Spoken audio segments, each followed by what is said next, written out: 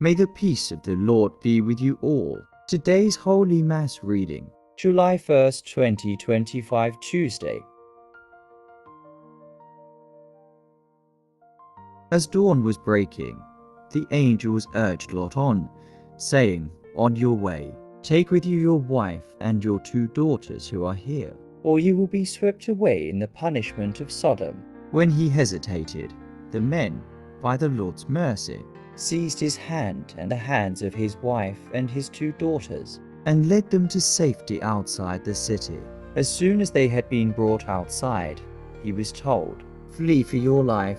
Don't look back or stop anywhere on the plain. Get off to the hills at once, or you will be swept away." "Oh no, my lord," Lot replied. "You have already thought enough of your servant to do me the great kindness of intervening to save my life. But I cannot flee to the hills to keep the disaster from overtaking me, and so I shall die." "Look, this town ahead is near enough to escape to." "It's only a small place." "Let me flee there. It's a small place, is it not, that my life may be saved?" "Well then," he replied, "I will also grant you the favor you now ask.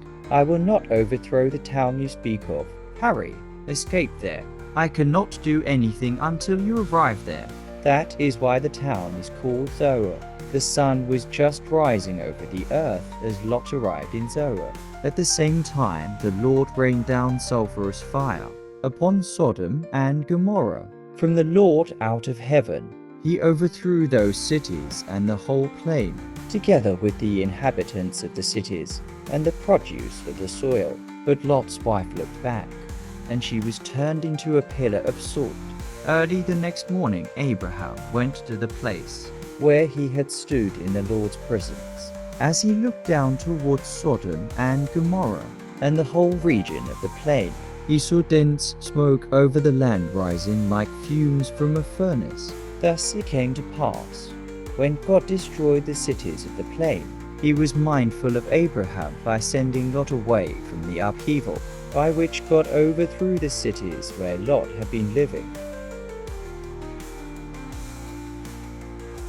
Responsorial Psalm.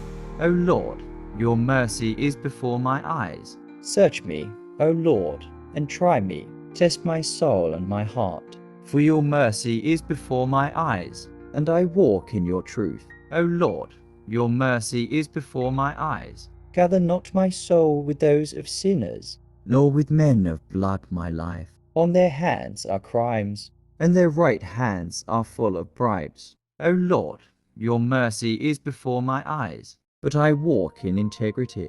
Redeem me, and have mercy on me. My foot stands on level ground.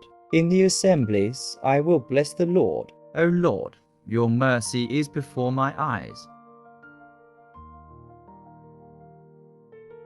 As Jesus got into a boat, his disciples followed him. Suddenly a violent storm came up on the sea, so that the boat was being swamped by waves. But he was asleep. They came and woke him, saying, "Lord, save us. We are perishing." He said to them, "Why are you terrified, O you of little faith?" Then he got up, rebuked the winds and the sea, and there was great calm. The men were amazed and said, "What sort of man is this, whom even the winds and the sea obey?" There are moments in life when the storm seems louder than God's voice. The winds howl with anxiety, the waves rise with worry, and our hearts tremble with fear. In the Gospel reading above, we encounter a situation just like this. A storm so fierce that the disciples of Jesus, who were seasoned fishermen, cried out in desperation, "Lord, save us. We are going to drown." Jesus was in the boat, but he was asleep. At first glance, this may seem troubling. How could the Son of God sleep while his friends feared for their lives? But the beauty of this moment lies not in the storm, nor even in the miracle that followed, but in the presence of Jesus, because he was there. They were never truly in danger. This story is not just a dramatic episode from the life of Christ, but also a vivid picture of our everyday reality. life brings storms, illness, financial trouble, broken relationships, self-doubt, anxiety, and unexpected loss all come like waves of the sea, threatening to capsize our fragile sense of peace. Yet the lesson from the gospel is clear. When Jesus is present, fear has no lasting power. When the disciples woke him, Jesus responded with a question that pierces to the heart. Why are you afraid, you of little faith? Then he rebuked the wind and the waves, and there was a great calm. In an instant, chaos submitted to Christ. Why are you afraid? This question is not a rebuke of weakness, but a gentle invitation to deeper trust. Jesus was not angry with the disciples. He understood their fear, but he wanted them to understand something far more powerful, that his presence was their peace. The storm was real, but so was he. The truth is, when Jesus is in your boat, no storm can define your story. Yes, storms will come. Faith does not promise a life without them, but it does promise that we will never face them alone. Jesus doesn't always calm the storm immediately, but he always walks through it with us. Sometimes he speaks peace to the storm. Other times, he speaks peace to us in the midst of it.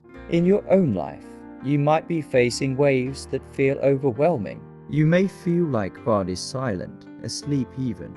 But don't mistake his stillness for absence. He is in the boat with you. He sees the storm.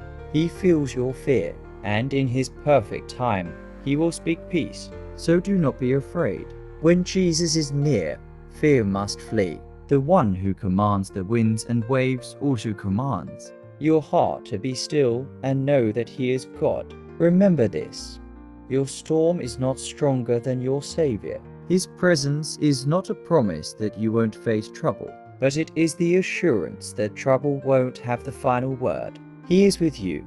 He is not distant nor disinterested, but deeply present. And his presence changes everything, especially your perspective. Anchor your life on this gospel episode. Let it remind you that even when the waters rise, you are not alone. You are not forgotten. So breathe deep and take heart. Trust the one who sleeps through storms, not because he doesn't care, but because he knows they cannot win. Jesus is in the boat. You don't have to be afraid. Just pray, and he will calm your storm and give you peace.